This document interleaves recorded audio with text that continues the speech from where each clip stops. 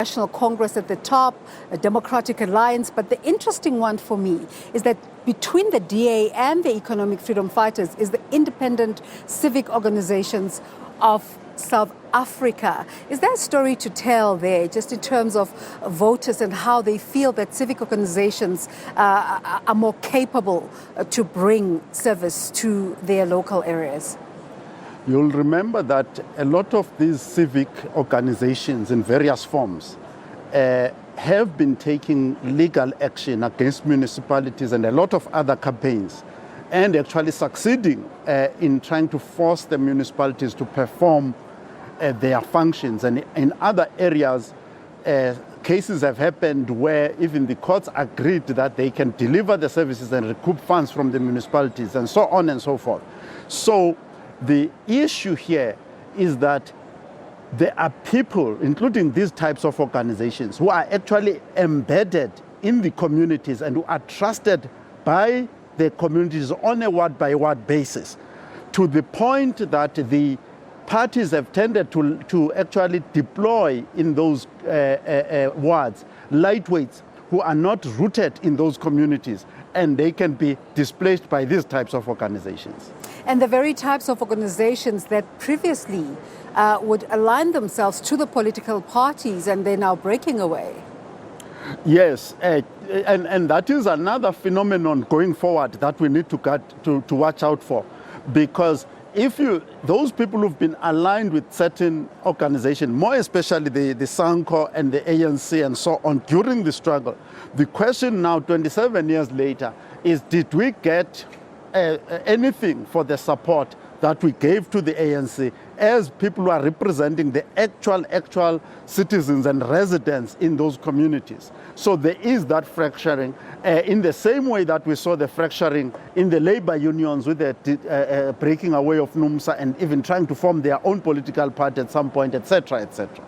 Now, leading up to this poll, the president of the country and the president of the ruling party, Cyril Ramaphosa, was consistently talking about this election delivering more efficient and more responsive municipalities.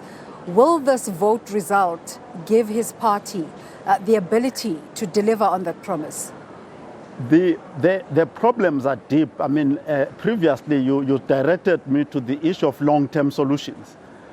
One of the long-term problems and long-term solutions is what our governments, local governments, have said, that they are now in a ward-based IDP process. In other words, we sit in a ward, all of us, and we plan. Then we submit that will go into the municipal plans and budgeting. And that process has actually collapsed completely. Yep. So thumb-sucked IDPs, thumb-sucked budgets are what are running the municipality. So those are some of the deep processes that need to be corrected. I like that you bring up budgets. Kaya was speaking earlier about how it was difficult for the Tshwane municipality as a result of the 2016 results to agree on a budget. And those council meetings invariably always collapsed because of indecision. Just throw your eye to the future in terms of the results that are coming up now. I know it's still early days. Will it make it more difficult to have agreements on budget discussions? It's actually going to be very interesting, because when you delay the launch of budgets, interestingly enough, those are some of the things that have led to low voter turnout, increased residents' dissatisfaction. And you yourself, the one who's blocking the budget from being passed, you are now embroiled and mixed up. They can't distinguish you from that. Then you end up with a lower voter turnout. And in the case of Tshwane, for example, the party that ends up unfortunately suffering the most from lower voter turnout is actually the former ruling party in that city, the ANC. So blocking budgets in itself does not necessarily put you in a positive light, because residents still don't get the services, and we are part of that process.